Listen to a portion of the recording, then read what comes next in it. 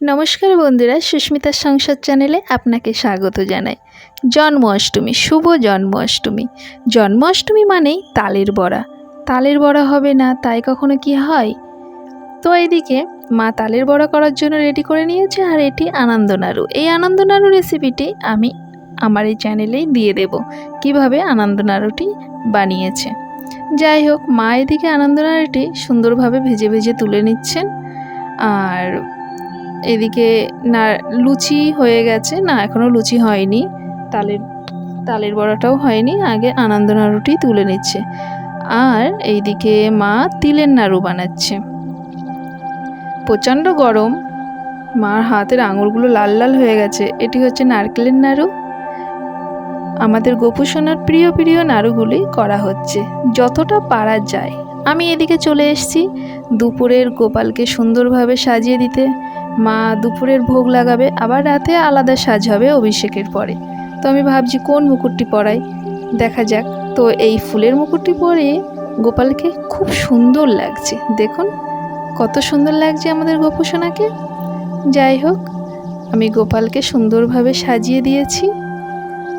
আর তারপর নিচে গিয়ে দেখি মা মালপোয়া ভাজছে।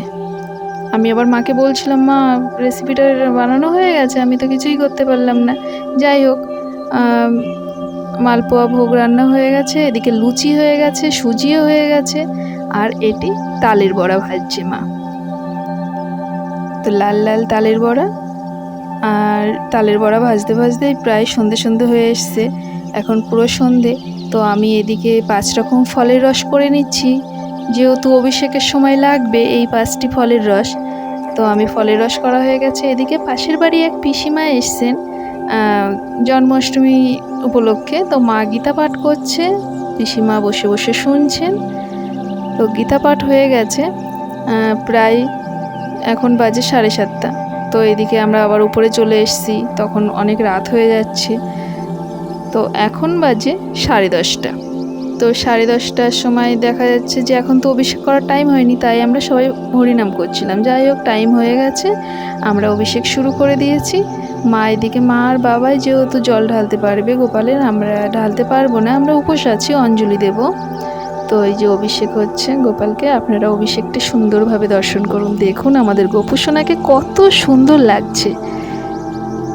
আমাদের গোপু সোনা হাসছেন, দেখছেন তো, ভালোভাবে লক্ষ্য করুন।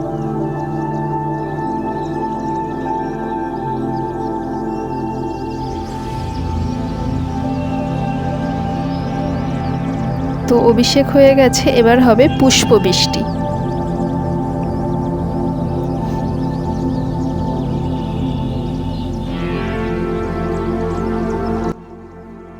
এই জন্মাষ্টমীর সময় মায়াপুরে গেলে খুব ভালো লাগে।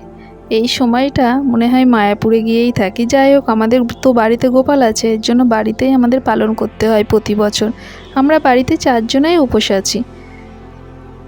এই যে এত ভোগ দেখছেন তো, আমরা কিন্তু আজকে কিছুই পাবো না, এটা পাবো আমরা পরের দিন। আমরা রাতে শুধু সাবু ফল খেয়েই থাকবো।